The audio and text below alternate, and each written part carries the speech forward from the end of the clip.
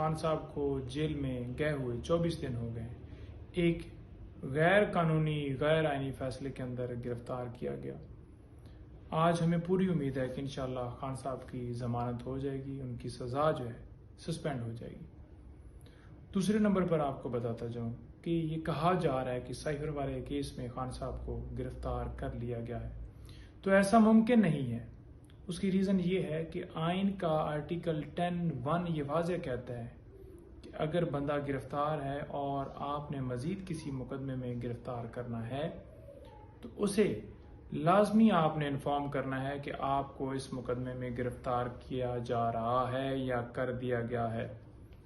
ابھی تک نہ انہیں انفارمیشن ہے نہ ہمیں انفارمیشن ہے، تو اگر 6 دن پہلے گرفتاری ہوئی ہے تو 24 گھنٹوں کے اندر اندر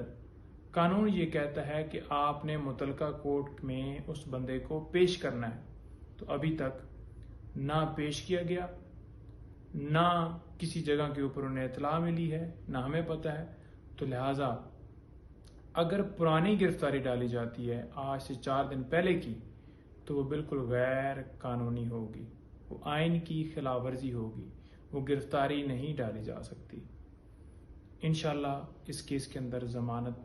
ہوتی جائے گی اور خان صاحب کو امید ہے کہ ریلیز کر دیا جائے گا، اور اگر کوئی ایسا ایکشن ہوتا ہے تو لیگلی ہمارے پاس بھی ہم پورا حق رکھتے ہیں، انشاءاللہ اس حساب سے ہم پرسو کریں گے۔ بہت شکریہ۔